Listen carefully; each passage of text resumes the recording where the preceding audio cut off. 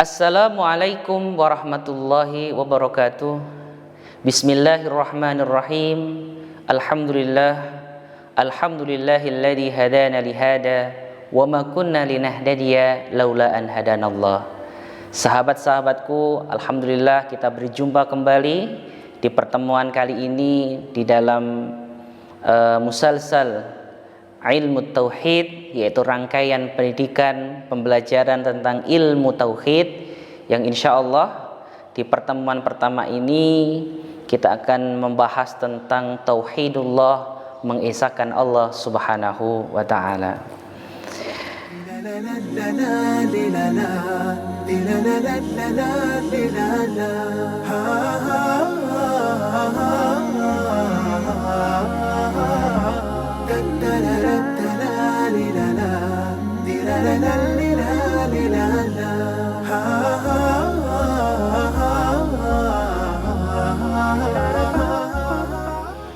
Materi tentang tauhidullah atau materi tentang tauhid yang akan kita pelajari kita ambil dari kitab Al-Aqidah At-Tahawiyah yang dikarang oleh Al-Allamah Ibnu Abil Izz Al-Hanafi, yang mana kitab ini menceritakan tentang bagaimana seorang muslim berkeyakinan, berakidah, mempunyai kepercayaan sehingga kepercayaan kita kepada Allah Subhanahu wa taala bisa benar sesuai dengan petunjuk Rasulullah Muhammad sallallahu alaihi wasallam dan juga petunjuk Allah di dalam Al-Qur'an.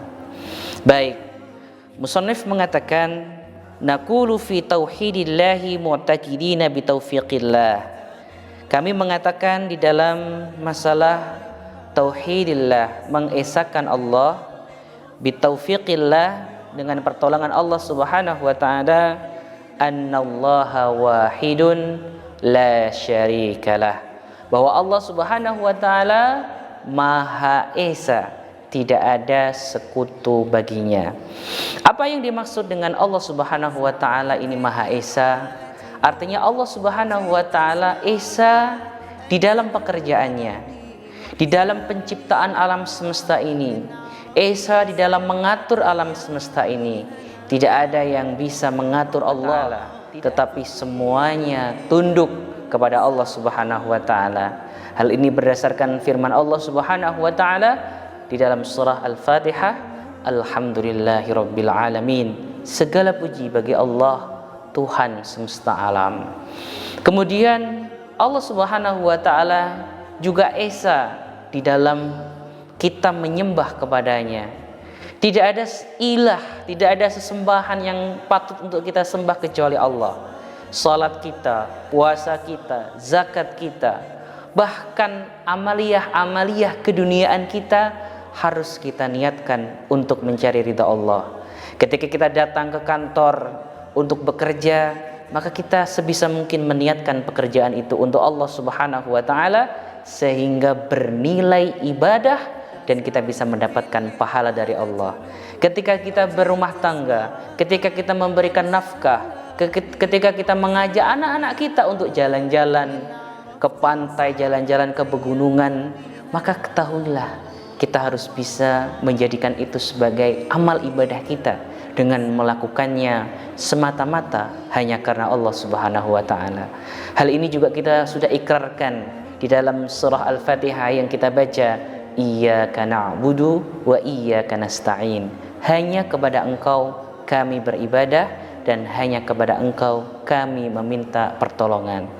Kemudian makna dari mengesahkan Allah lagi adalah kita harus mengimani sifat-sifat Allah Subhanahu wa taala. Allah mensifati zatnya dengan Sami'un Basir. Allah mensifati zatnya dengan Khaliqu kulli syai'in. Allah Maha mendengar, Allah Maha melihat. Allah lah yang menciptakan segala sesuatu. Bahkan ada 99 Asmaul Husna yang semuanya sifat-sifat mulia tersebut harus kita imani, harus kita yakini ada di dalam zat Allah Subhanahu wa ta'ala. Kemudian poin yang kedua, setelah kita meyakini bahwa Allah wahidun, bahwa Allah itu esa, la syarikalahu, tidak ada sekutu baginya, wala syai'a mithlahu. Poin yang kedua, kita harus meyakini tidak ada sesuatu yang menyerupai Allah. Allah Subhanahu wa taala Maha tinggi, tidak ada yang lebih tinggi dari Allah. Allah Subhanahu wa taala Maha besar, tidak ada yang lebih besar daripada Allah.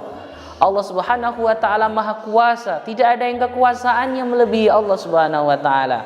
Allah la syai'a mithlahu, tidak ada sesuatu yang serupa dengan Allah, yang menyamai Allah, yang mensekutukan Allah. Hal ini berdasarkan firman Allah Subhanahu wa taala, laisa kamitslihi syai'un, di dalam surat Asy-Syura, tidak ada bagi Allah perumpamaan sedikit pun. Tidak ada seseorang pun yang menyamai Allah Subhanahu wa taala. Wa huwas samiul basir, dan Allah Maha mendengar lagi Maha melihat. Kemudian poin yang ketiga, wala syai'a yu'jizuhu, tidak ada satupun yang menjadikan Allah lemah. Allah Subhanahu wa taala Maha kuasa.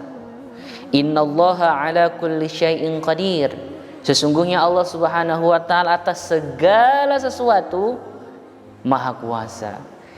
Kekuasaan Allah Subhanahu wa taala adalah kekuasaan yang mutlak, kekuasaan yang tidak bisa ditandingi oleh siapapun, kekuasaan yang tidak bisa kita gambarkan dengan pemikiran kita yang sempit ini. Sehingga keyakinan kita yang ketiga, wala syai'an yu'jizuhu, tidak ada satu hal apapun yang menjadikan Allah Subhanahu wa taala menjadi lemah. Kemudian poin yang keempat, wala ilaha ghairuhu, dan tidak ada Tuhan sesembahan kecuali dirinya. Allah Subhanahu wa taala berfirman, wa ilahukum ilahu wahid, dan Tuhan kalian ini adalah Tuhan yang satu, Tuhan yang esa, Tuhan yang tidak ada bandingannya. Sehingga di dalam masalah ini, sahabat-sahabatku yang dimuliakan oleh Allah, kita berbeda dengan kaum Majusi, penyembah api, yang mereka meyakini bahwa Tuhan itu ada dua.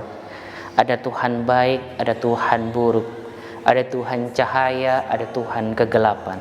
Tuhan cahaya yang menciptakan sinar dan juga kebaikan, Tuhan kegelapan yang menciptakan keburukan dan juga kejahatan. Kita pun tidak seperti pemahaman dari orang-orang Nasrani yang mengatakan bahwa Tuhan itu tiga. Ada Tuhan ayah, ada Tuhan ibu, ada Tuhan anak. Tidak, saudara-saudaraku yang dimuliakan oleh Allah, kita meyakini sebagai orang yang beriman, wa ilahukum ilahu wahid, dan Tuhan kalian adalah Tuhan yang satu. Semoga sedikit ilmu yang kita bagi pada saat ini bisa menambah kepercayaan kita kepada Allah Subhanahu wa taala, mengupgrade kembali ilmu tentang akidah kita, sehingga betul-betul kita menjalani kehidupan ini hanya bersandar kepada Allah Subhanahu wa taala. Barakallahu fikum ajma'in wa saddadallahu umurakum. Aqulu qawli hadza wa astaghfirullah li wa lakum. Wassalamu alaikum warahmatullahi wabarakatuh. La la la